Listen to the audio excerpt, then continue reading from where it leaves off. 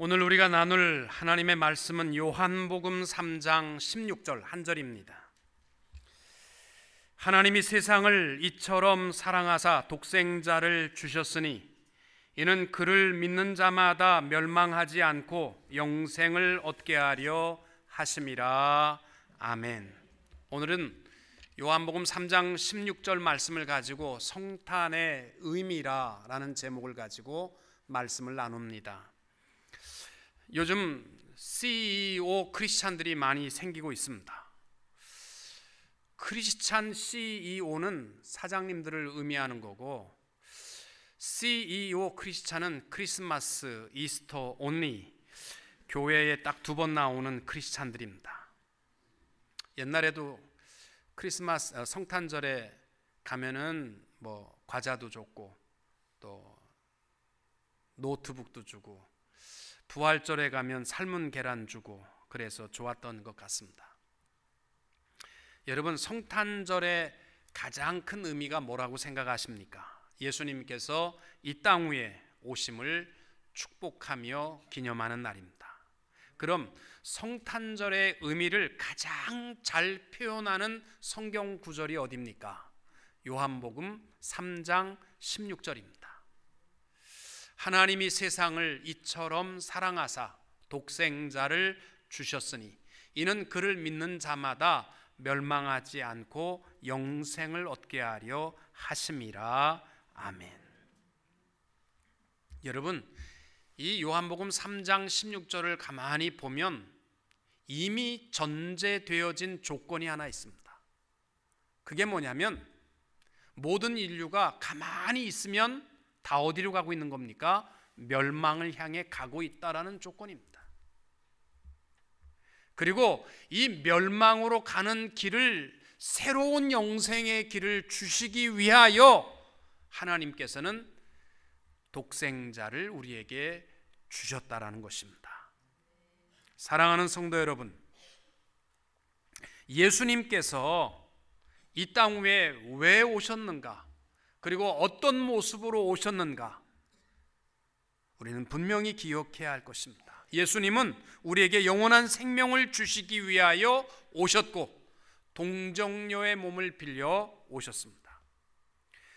성경에 기록된 예수님의 탄생의 기록을 보게 되면 예수님의 어머니와 아버지였던 요셉과 마리아는 결혼한 부부 사이가 아니고 정혼한 사이, 즉 약혼한 상태였습니다. 결혼을 약속한 사이입니다. 그런데 결혼을 약속한 자기의 아내 될 마리아가 분명히 처녀인데 임신한 겁니다. 이러면 이거는요, 끔찍한 일입니다. 이거는 파혼은 둘째치고 그 당시에 돌에 맞아 죽을 죄인입니다. 그래서 요셉이 조용히 파혼하려고 생각을 할 때에 성령 하나님께서 그들에게 임하여 말씀하신 것이 있습니다. 이것이 우연히 일어난 일이 아니다. 구약의 많은 선지자들, 특별히 이사야가 외쳤던 예언의 말씀처럼 처녀가 잉태하여 아들을 낳은 것이다. 그래서 마태복음 1장 23절에 하는 말씀이, 보라, 처녀가 잉태하여 아들을 낳을 것이요 그 이름은 임마누엘이라 하리라 하셨으니 이를 번역한즉 하나님이 우리와 함께 계시다 함이라. 아멘. 여러분, 이스라엘의 역사 39명의 왕의 모습이 쭉 나옵니다. 이스라엘은 왕이 바뀔 때마다 기대감이 굉장히 컸습니다. 이번에 왕이 바뀌면 뭔가 나라가 새롭게 되고 먹을 것도 풍성해지고 나라가 발전할 것이다. 그리고 그들이 평화로운 이 세상을 살아갈 것이다 라고 기대했지만, 하나같이 왕들은 악과 실망으로 가득한 결론으로 마칩니다. 물론 4명의 선한 왕이 있었습니다마는 하나님의 뜻대로 무엇인가를 해보려고 했다가 결국에 가서는 죄악과 타협하고 마치게 됩니다. 왜요? 인류의 모든 불의와 악과 고민과 고통의 뿌리는 단 하나이기 때문입니다. 그것은 죄의 문제입니다. 이 죄의 문제가 해결되지 않고서는 어떤 사람이 바뀌어도 똑같습니다. 요즘 한국이 전 대통령이 감옥에 들어가고 새로운 대통령이 되었으니까 나라가 아마도 잘 살 것이다 기대하십니까? 거기서 거기입니다. 옛날에도 어떤 대통령이든지 누가 대통령이 되면 제일 먼저 한 일이요, 무슨 불의를 없애고 또 부정부패 없애고, 그렇게 하다가 보면 결국은 자기 측근 다 자르고 보면은 그다음에 자기 식구 쳐야 되고 자기 목 쳐야 돼. 왜? 자기도 죄인인데.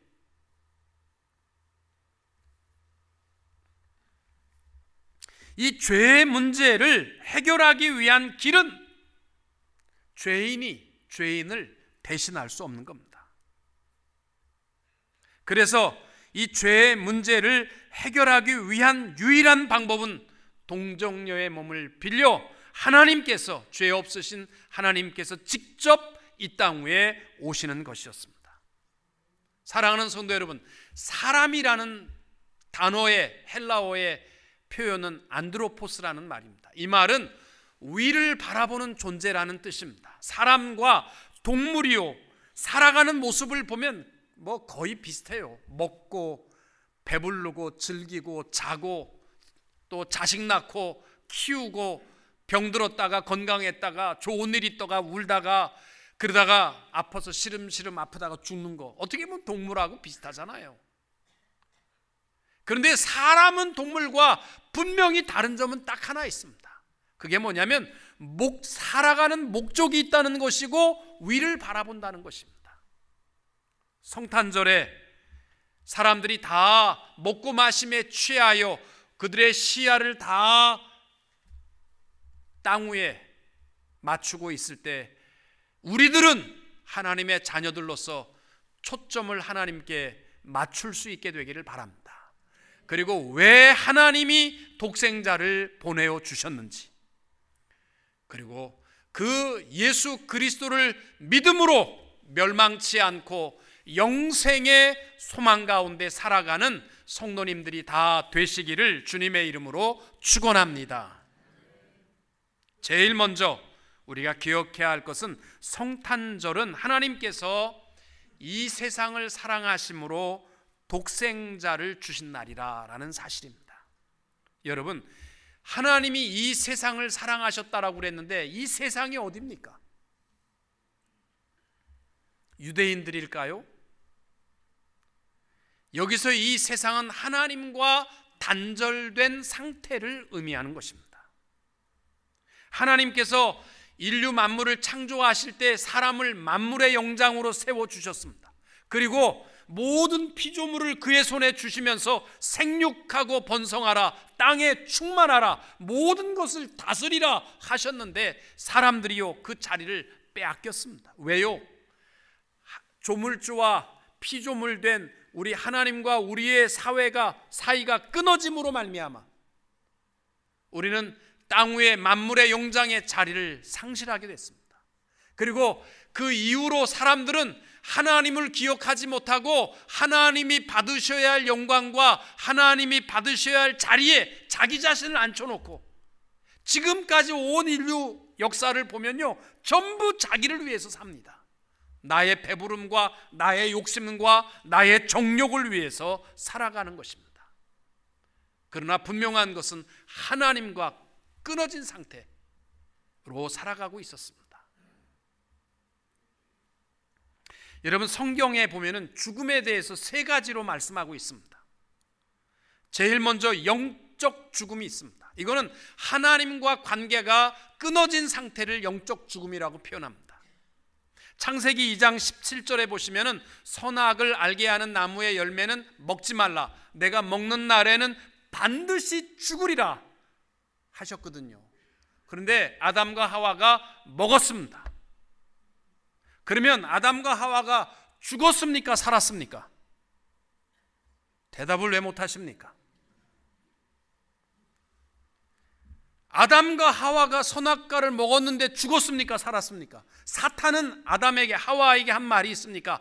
이 선악을 알게 하는 나무의 열매를 먹으면 결코 죽지 아니하리라. 이건 사탄의 말이고, 하나님은 반드시 죽으리라 말씀했는데 선악의 과일을 먹은 아담과 하와가 죽었느냐? 살았거든요. 그럼 누구 말이 맞는 거요? 사탄 말이 맞는다고 생각하십니까? 여기서 이 죽음이라는 말은 무슨 의미냐면 그날 이후로 하나님과 인간의 관계가 끊어졌다라는 뜻입니다. 이게 영적 죽음이에요. 두 번째 죽음은 육신적인 죽음이 있습니다.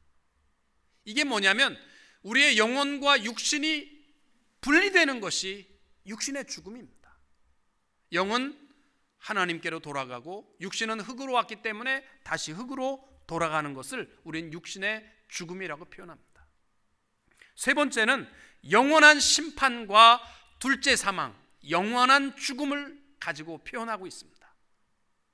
요한계시록 21장 8절에 두려워하는 자들과 믿지 아니하는 자들과 흉악한 자들과 살인자들과 음행하는 자들과 점술가들과 우상 숭배자들과 거짓말하는 모든 자들은 불과 유황으로 타는 못에 던져지리니 이것이 둘째 사망이라. 이 사망은요, 없어지는 상태가 아니라 이것은 영원한 불과 유황불, 또 지옥이라고 표현하는 그곳에서 영원토록 고통당하는 것이 바로 영원한 심판, 둘째 사망이라고 성경은 말씀합니다. 여러분, 성탄의 축복은 뭐냐면요, 바로 하나님과 끊어진 우리를 위해서 하나님께서 우리를 찾아오신 날, 이것이 성탄의 축복인 줄로 믿습니다. 로마서 5장 8절 말씀, 우리가 아직 죄인 되었을 때 그리스도께서 우리를 위하여 죽으심으로 하나님께서 우리에 대한 자기의 사랑을 확증하셨느니라. 아멘. 이게 성탄절입니다. 우리는 하나님과 끊어진 상태에서 끝없는 자기만을 위해서 살아가는데 하나님께서 우리를 사랑하셔서 우리를 찾아오셨다는 것입니다. 그래서 여러분, 성탄절에 우리가 꼭 기억해야 할 것이 있습니다. 중요한 첫 번째 축복은 뭐냐면 하나님께서 우리에게 오셨다라는 겁니다. 이것이 성경에 보시면 우리가 하나님 앞에로 가는 것이 아니라 하나님이 우리에게 오셨다라는 표현이요, 1900회 이상 되어 있습니다. 성경에 보시면 요한복음의 시작이 뭐예요? 말씀이 육신이 되어 우리 가운데 거하셨다. 하나님이 오신 거예요. 세상의 모든 종교는요, 내가 착한 일을 하고 내가 어떻게 하든지 하나님을 찾아가는 것이 세상의 종교입니다. 모든 신을 자기가 만들어서라도 찾아가려고 합니다. 그러나 기독교의 신앙은 하나님이 우리를 찾아오시는 것입니다. 요한일서 4장 10절 말씀, 사랑은 여기 있으니 우리가 하나님을 사랑한 것이 아니요 하나님이 우리를 사랑하사 우리 죄를 속하기 위하여 화목제물로 그 아들을 보내셨음이라. 아멘. 이게 성탄의 축복입니다. 또 하나 성탄의 축복은 뭐냐? 독생자 아들 하나님의 최고의 선물을 우리에게 주신 날입니다. 여러분, 저도 목회를 하면서 이따금 의를 위해서, 하나님의 영광을 위해서 내 목숨을 달라 하면 내가 기꺼이 드릴 수 있을까? 내 자신은 드릴 수 있는지 모르지만 만약에 내 자식까지 내놓으라고 하면 그건 정말 쉽지 않은 일입니다. 요즘 이북이 심상치 않습니다. 기도 많이 하셔야 됩니다. 어떤 분들은 앞으로 한 달 내에 이제 김정은이 체계가 무너진다 이렇게 얘기하는 전문가들도 있고, 어떤 분들은 중국이 50만 명의 난민 수용소를 지금 짓고 북한 사람들이 오면 수용하겠다 그렇게 하고 있습니다. 정말 우리 민족에 큰 어려움이 없도록 기도 많이 하셔야 됩니다.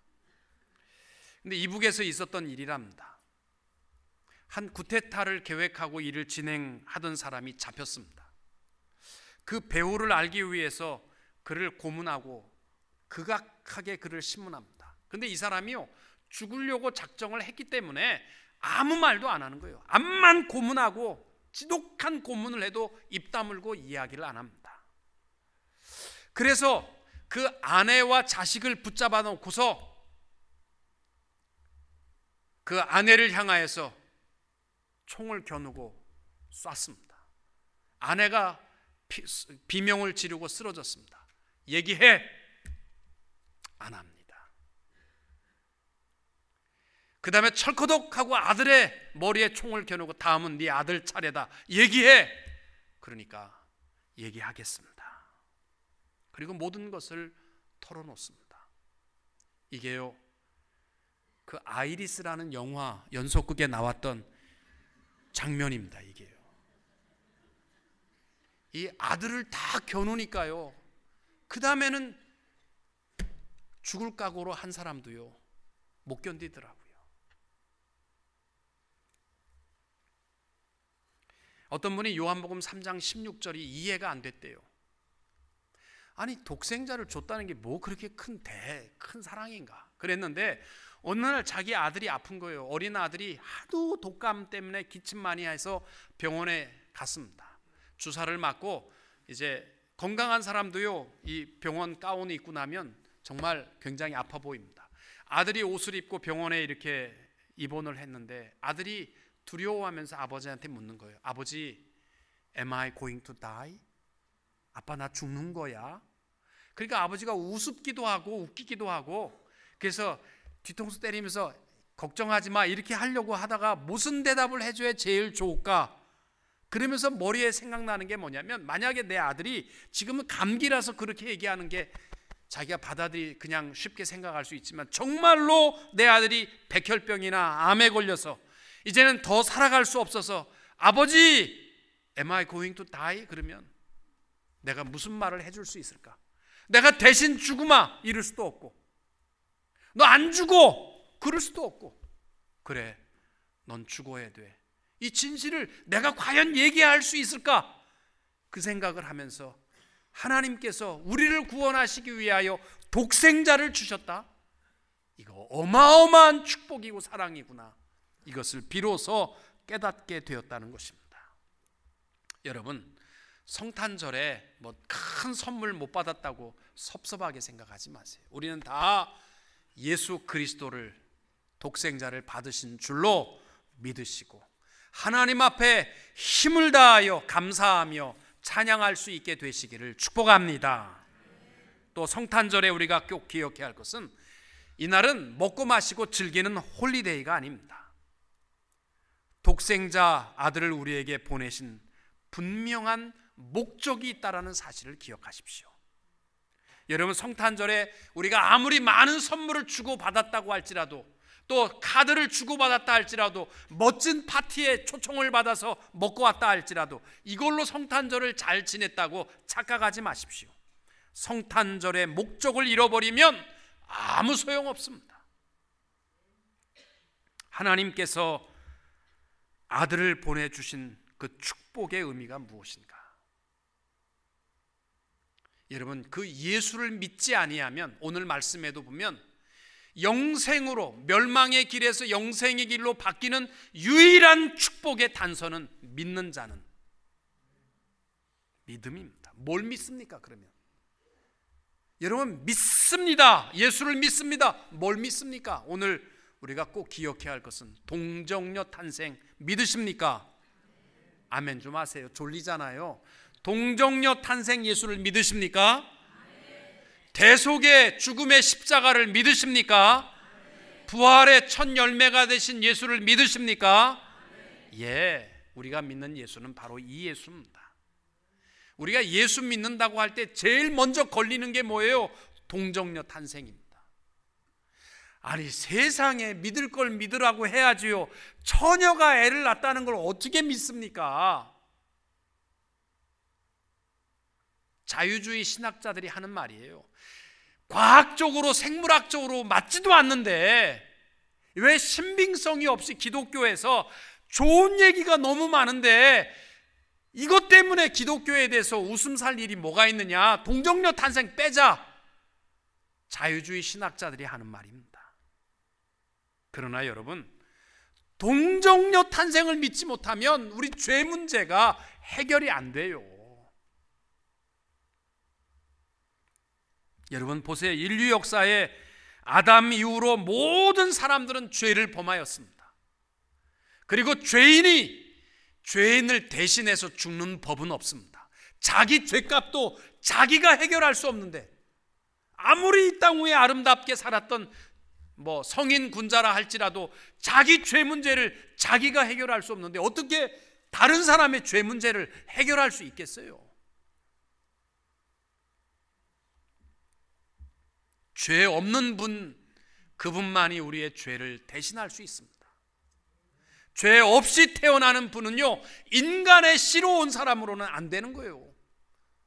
그래서 성령으로 잉태된 동정녀 마리아의 몸을 빌려 오신 독생자 예수 그리스도를 믿으심으로 그 안에서 우리가 죄 씻음을 받게 된 줄로 믿으시기 바랍니다.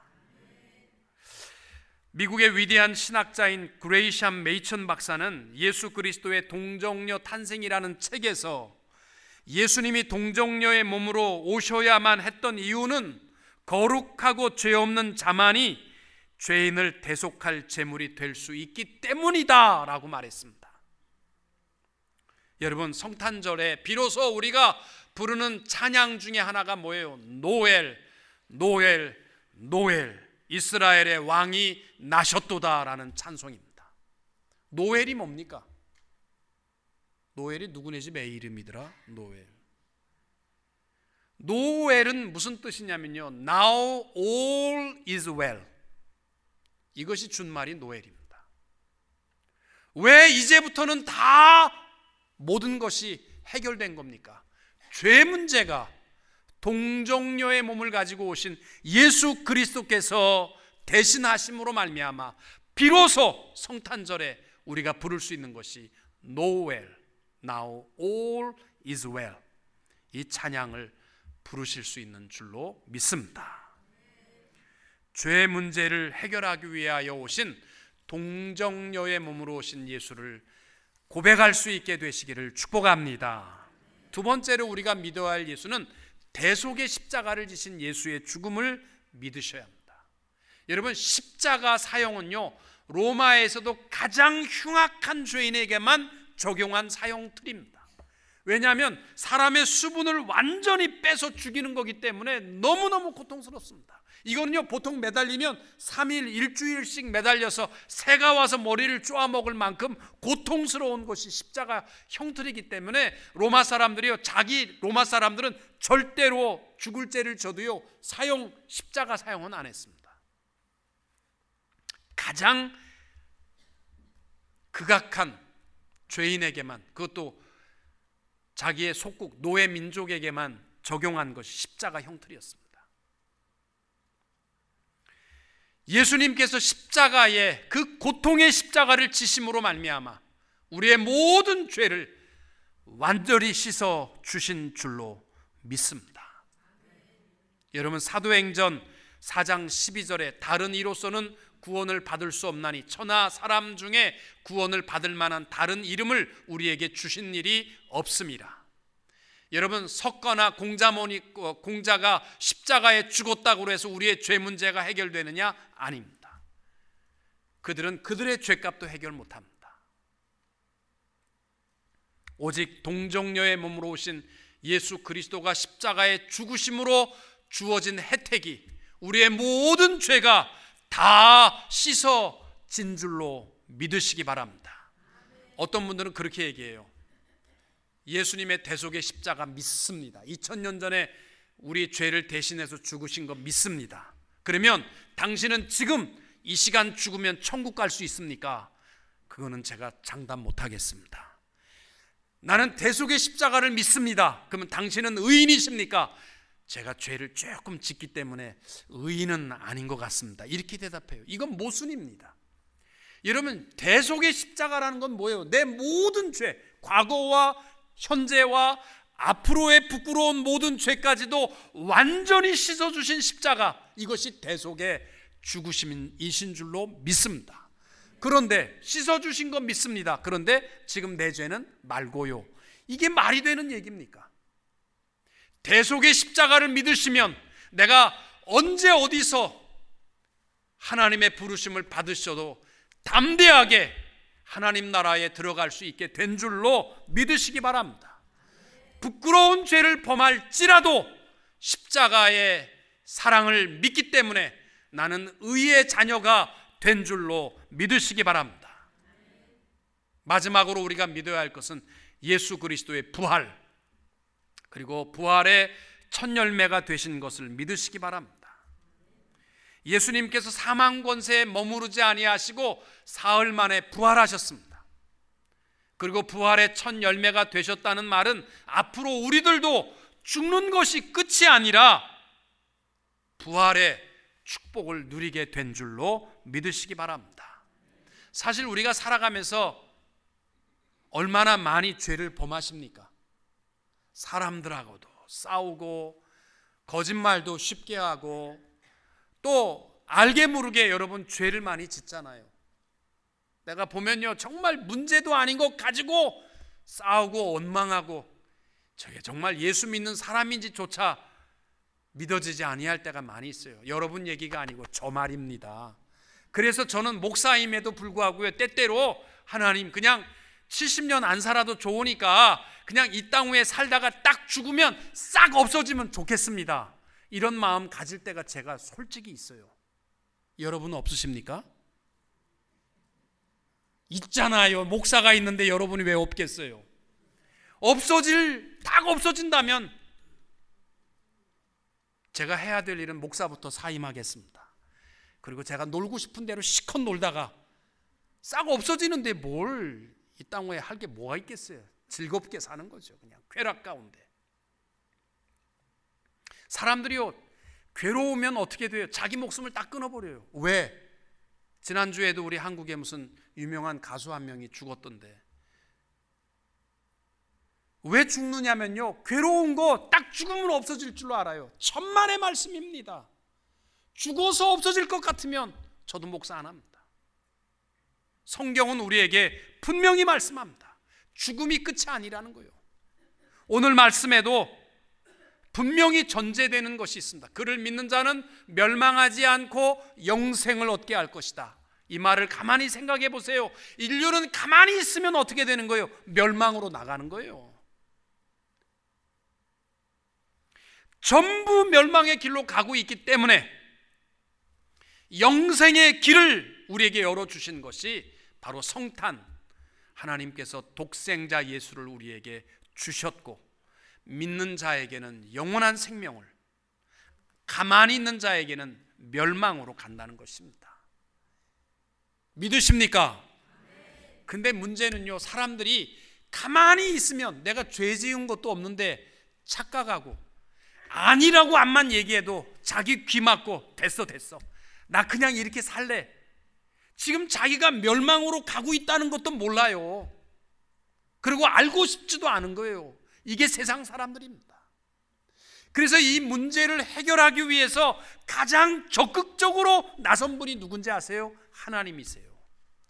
그래서 그분이 우리에게 독생자 예수를 우리에게 선물로 주셨고, 그를 믿는 자에게 영원한 생명을 우리에게 허락하여 주신 줄로 믿습니다. 사랑하는 성도 여러분, 성탄절에 우리의 최고의 선물은 멸망으로 가고 있는 우리를 위하여 손을 걷어붙이시고 적극적으로 나셔서 아들까지 우리에게 주신 하나님의 최고의 선물, 예수 그리스도이신 줄로 믿으시기 바랍니다. 그리고 그 예수와 우리가 관계를 맺는 유일한 길은 딱 하나입니다. 믿음입니다. 그래서 이 성탄절에 카드에만 정신 빠지지 마시고, 또 선물을 주고받는 데만 내 마음 빼앗기지 마시고, 하나님의 적극적인 사랑의 선물을 진심으로 감사하고 그 예수를 믿음으로 가장 축복된 성탄을 보낼 수 있게 되시기를 축복합니다. 성탄절 우리의 최고의 축복은 요한복음 3장 16절입니다. 우리 같이 한번 읽고 마치겠습니다. 하나님이 세상을 이처럼 사랑하사 독생자를 주셨으니 이는 그를 믿는 자마다 멸망하지 않고 영생을 얻게 하려 하심이라. 아멘.